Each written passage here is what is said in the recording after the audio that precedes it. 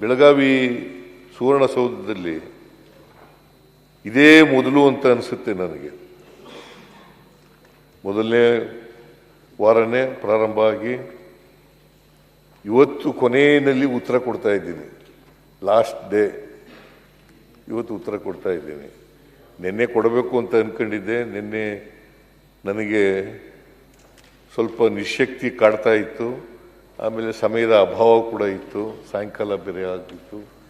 So ಅದರಿಂದ ಇವತ್ತು ಕೊಡ್ತೀನಿ ಅಂತ ಹೇಳಿ ಇವತ್ತು ಕೊಡ್ತಾ ಇದ್ದೀನಿ.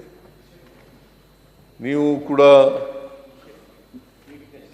ಸದನದ ಅಧ್ಯಕ್ಷರು ಅವಕಾಶ ಮಾಡಿಕೊಟ್ಟಿದ್ದೀರಿ ಉತ್ತರ ಕರ್ನಾಟಕದ ಬಗ್ಗೆ ಮಾತಾಡಲಿಕ್ಕೆ.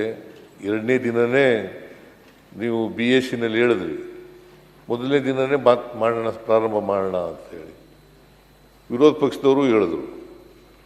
ನಾನು ಹೇಳಿದೆ ನಾವು ರೆಡಿ ಇದ್ದೀವಿ, ಉತ್ತರ ಕರ್ನಾಟಕದ ಬಗ್ಗೆ ಚರ್ಚೆ ಮಾಡಲಿಕ್ಕೆ ರೆಡಿ ಇದ್ದೀವಿ ಅಂತ ಹೇಳಿದೆ.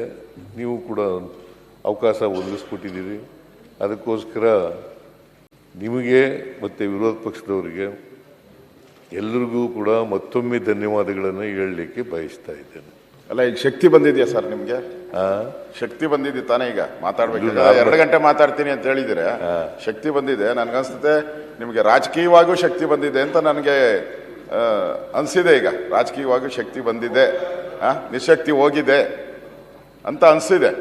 ಆಯ್ತು, ನಿಮ್ಮ ಕಳೆ ನೋಡ್ತಾ ಇದ್ರೆ. ಮೊನ್ನೆ 4 ದಿನ ಸ್ವಲ್ಪ ಯಾಕೋ ಸಪ್ಪಗಿತ್ತು. ನನ್ಗೇನೋ ರಾಜಕೀಯ ನಿಶಕ್ತಿ ಅನ್ಕೊಂಡಿದ್ದೆ. ಇವತ್ತು ಶಕ್ತಿ ಬಂದಂಗೆ ಕಾಣ್ತಾ ಇದೆ. ಶಕ್ತಿ ಉತ್ತರ ಕರ್ನಾಟಕ ಕಡೆ ತೋರಿಸ್ಬಿಟ್ಟು ಏನೇನು ಶಕ್ತಿಗಳು ಬಿಡುಗಡೆ ಮಾಡ್ತಾರೆ. ಸಾಧ್ಯನೇ ಇಲ್ಲ. ರಾಜಕೀಯ ನಿಶಕ್ತಿ ಇದೆಯಲ್ಲ, ಅದು ಬರಲಿಕ್ಕೆ ಸಾಧ್ಯನೇ ಇಲ್ಲ. ಅಂಥ ಅವಕಾಶಗಳಿಗೆ ಅವಕಾಶನೂ ಇಲ್ಲ, ಮತ್ತು ಅಂಥ ಸಂದರ್ಭಗಳು ಬರೋದೂ ಇಲ್ಲ. ರಾಜಕೀಯ ನಿಶಕ್ತಿ ಇಲ್ಲವೇ ಇಲ್ಲ. ಶಾರೀರಿಕವಾದಂಥ ನಿಶಕ್ತಿಗಳು ಇರ್ತವೆ sir. Daily dinner party daily ನಡೀತಾ ಇದೆ ಸರ್. ಮಾನ್ಯ ಅಧ್ಯಕ್ಷ, ಇತ್ತೀಚೆಗೆ ನೀವು ರಾಜಕೀಯವಾಗಿ ನಿಶಕ್ತಿಯಾಗಿದ್ದೀರಿ ಅಂತ ಸಾರ್ವಜನಿಕ ಚರ್ಚೆ ಇರೋದು.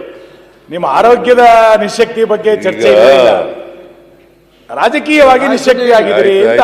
ಸುನೀಲ್ ಕೂತ್ಗಳಪ್ಪ. ಈಗ ನೋಡಿ, ನಿಮ್ಮಲ್ಲಿ ಒಂದು ಮನವಿ ಏನಪ್ಪ ಅಂತಂದ್ರೆ, ಅಶೋಕ್ ಅವರು ಮಾತಾಡುವಾಗ ನಾನು ಒಂದು ಚಕಾರನು ಕೂಡ ಎತ್ತಲಿಲ್ಲ, ಮಧ್ಯ ಪ್ರವೇಶ ಮಾಡಲಿಲ್ಲ, ಕೂತ್ಕೊಂಡು ಕೇಳಿದ್ದೀನಿ. ನೀವು ದಯಮಾಡಿ ನಾನು ಮಾತಾಡುವಾಗ ಕೂತ್ಕೊಂಡು ಕೇಳಬೇಕು